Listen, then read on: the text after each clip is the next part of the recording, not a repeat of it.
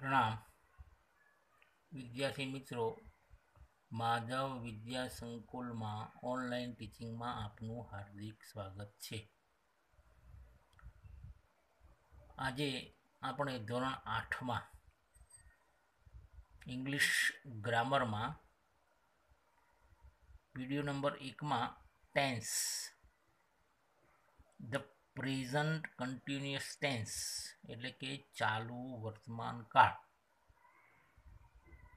The present continuous tense चालू वर्तमान काल विषे अभ्यास करीशुं। तो मित्रों, द प्रेजेंट कंटिन्यूअस टेन्स की डेफिनेशन જોઈએ तो बोलती वखते जे क्रिया थई रही छे એટલે કે જે ક્રિયા ચાલુ છે તે દર્શાવવા માટે ચાલુ વર્તમાન કાળ એટલે કે પ્રેઝન્ટ કન્ટિન્યુઅસ ટેન્સનો ઉપયોગ થાય છે। હવે પ્રેઝન્ટ કન્ટિન્યુઅસ ટેન્સના ટેન્સ ઇન્ડિકેટિંગ વર્ડ્સ એના જે કાળસૂચક શબ્દો, તો પ્રેઝન્ટ કન્ટિન્યુઅસ ટેન્સની અંદર વપરાતા જે શબ્દો છે નાવ, એટ પ્રેઝન્ટ, એ શબ્દો ટેન્સ ઇન્ડિકેટિંગ તરીકે ઉપયોગ કરવામાં આવે છે।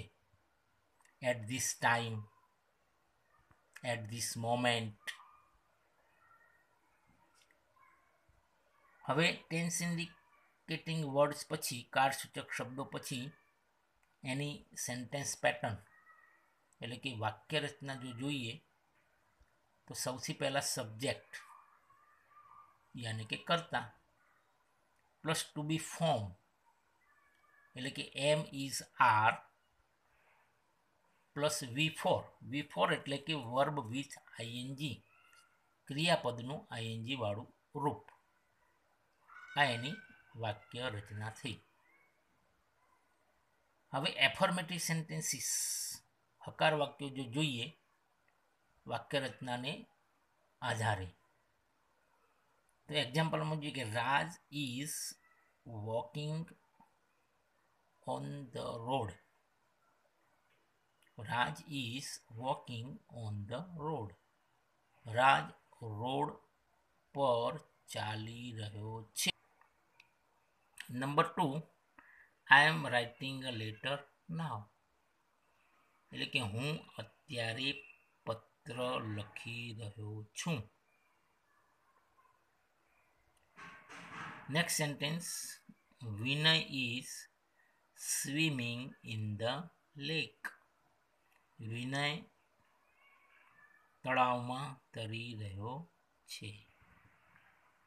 Next sentence, boys are eating apples, છોકરાઓ સફરજન ખાઈ રહ્યા છે। Next sentence, she is drawing a picture, તેણીની ચિત્ર દોરી રહી છે। તો આ રીતે મિત્રો વાક્ય રચના મુજબ એફર્મેટિવ સેન્ટેન્સ એટલે હકાર વાક્યો વાક્ય રચનાને આધારે આપણે બનાવી શકીએ છીએ। આગળ એક નોંધવા જેવી બાબત એ છે કે ક્રિયાપદને આઈએનજી પ્રત્યય લગાડતા પણ તમને આવડવું જોઈએ। એના કેટલાક નિયમો છે આપણે યાદ રાખીશું। દાખલા તરીકે ક્રિયાપદને અંતે ઈ આવેલો હોય તો ઈના સ્થાને આઈએનજી પ્રત્યય લગાવવું, જેમ કે લવ, તો ઈ નીકળી જાય અને ઈને સ્થાને આપણે આઈએનજી પ્રત્યય લગાડીએ છીએ, લવ લવિંગ। દાખલા તરીકે રાઇટ, WRITE, તો આઈએનજી પ્રત્યય લગાડતી વખતે ઈ નીકળી જાય તો એનું થશે રાઇટિંગ, WRITING। વેવ, WAVE, તો ઈ નીકળી જશે અને આઈએનજી પ્રત્યય લાગશે વેવિંગ, વગેરે વગેરે બીજા શબ્દો તમે ઉમેરી શકો છો। બીજો નિયમ એમ કે છે ક્રિયાપદને અંતે વ્યંજન હોય અને તેની પહેલાં જો સ્વર આવેલો હોય તો છેલ્લો અક્ષર જે વ્યંજન છે એ બેવડાવવો. દાખલા તરીકે સ્વિમ, SWIM, સ્વિમ. હવે છેલ્લો અક્ષર વ્યંજન છે એમ, પણ એની અગાઉનો અક્ષર આઈ એ સ્વર છે, તો આઈએનજી પ્રત્યય કેવી રીતે લાગશે? Swimming, SWI. હવે એમ બેવડાય છે, SWIMMING. એવી રીતે બીજો શબ્દ સ્કીપ, છેલ્લો અક્ષર વ્યંજન છે, આગળનો અક્ષર સ્વર છે, માટે છેલ્લો અક્ષર બેવડાશે, તો skip, SKIP, skip, skipping, SKIPPING. Run, RUN, છેલ્લો અક્ષર વ્યંજન અગાઉ સ્વર, તો એનું થશે રનિંગ, RUNNING.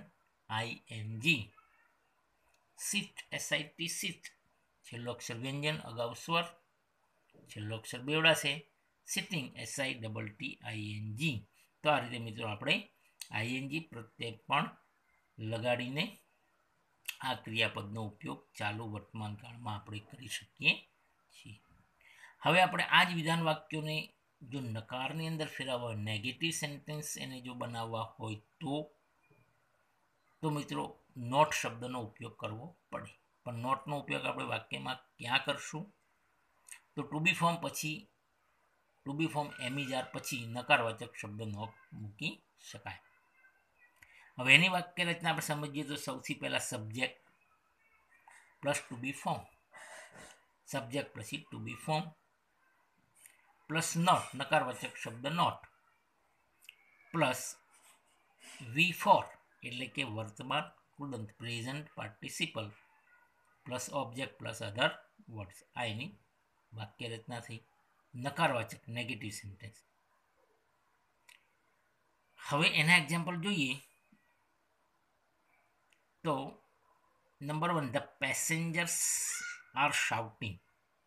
હવે આ વિધાનને આપણે નકારમાં ફેરવવું છે. ધ પેસેન્જર્સ આર શાઉટિંગ, પ્રવાસીઓ બૂમો પાડી રહ્યા છે. હવે નેગેટિવ કરવો તો the passengers are not shouting, એટલે ટુ બી ફોર્મ પછી આપણે નોટ મૂક્યું અને વિધાન નકાર બની ગયું કે પ્રવાસીઓ બૂમો પાડી રહ્યા નથી. બીજું વિધાન જોઈએ, Naveen is riding a scooter, Naveen scooter ચલાવી રહ્યો છે. હવે આને નકાર બનાવવા માટે ટુ બી ફોર્મ પછી આપણે નોટ મૂકશું નિયમ મુજબ.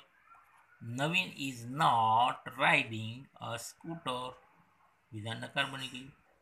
હવે વાક્યનો ત્રીજો પ્રકાર મિત્રો એફર્મેટિવ, નેગેટિવ અને હવે ત્રીજો પ્રકાર ઇન્ટ્રોગેટિવ સેન્ટેન્સીસ, એટલે કે પ્રશ્નાર્થવાચક વાક્યો. હવે મિત્રો પ્રશ્નાર્થવાચક વાક્યની અંદર સૌથી પહેલાં એની સેન્ટેન્સ પેટર્ન જોઈએ તો ટુ બી ફોર્મ એમિજાર છે એ વાક્યની શરૂઆતમાં to be form plus subject plus verb with I N G, object plus other words. આ ઇન્ટ્રોગેટિવની સેન્ટેન્સ પેટર્ન થઈ, એની વાક્ય રચના થઈ. તો ઇન્ટ્રોગેટિવની સેન્ટેન્સ પેટર્ન પ્રમાણે વાક્યને પ્રશ્નાર્થમાં ફેરવવું હોય તો ટુ બી ફોર્મ વાક્યની શરૂઆતમાં, વાક્યની અંતે ક્વેશ્ચન માર્ક. તો એના એક્ઝામ્પલ જોઈએ, આઈ એમ રીડિંગ અ બુક, હું પુસ્તક વાંચી રહ્યો છું. હવે એનું જો ઇન્ટ્રોગેટિવ પ્રશ્નાર્થ આ વિધાનને ફેરવવું હોય પ્રશ્નાર્થમાં તો વાક્ય રચના પ્રમાણે ટુ બી ફોર્મ વાક્યની શરૂઆતમાં આર, હવે આઈ છે, આઈનો યુ મિત્રો થશે, એટલે કે are you reading a book, શું તમે પુસ્તક વાંચી રહ્યા છો? તેવી જ રીતે વિધાન 2 જોઈએ, દે આર લર્નિંગ ગ્રામર નાવ, તેઓ અત્યારે વ્યાકરણ શીખી રહ્યા છે. હવે આપણે એમ કહ્યું શું તેઓ અત્યારે વ્યાકરણ શીખી રહ્યા છે? તો ટુ બી ફોર્મ વાક્યની શરૂઆતમાં આર ધે લર્નિંગ ગ્રામર નાવ, શું તેઓ અત્યારે વ્યાકરણ શીખી રહ્યા છે? સેન્ટેન્સ 3 ત્રીજું વિધાન જોઈએ. The vendor is selling vegetables. ફેરિયાઓ શાકભાજી વેચી રહ્યા છે. આ વિધાનને આપણે પ્રશ્નાર્થમાં ફેરવવું છે. તો is the vendor selling vegetables. શું ફેરિયો શાકભાજી વેચી રહ્યો છે?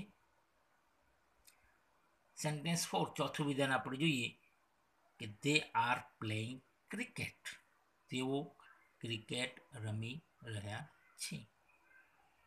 એનો ઇન્ટ્રોગેટિવ આપણે કરવું હોય મિત્રો, આર દે ટુ બી ફોર્મને આગળ લઈ જઈશું. Are they playing cricket now. શું તેઓ અત્યારે ક્રિકેટ રમી રહ્યા છે? પાંચમું વિધાન, she is singing a song. તેણીની ગીત ગાઈ રહી છે.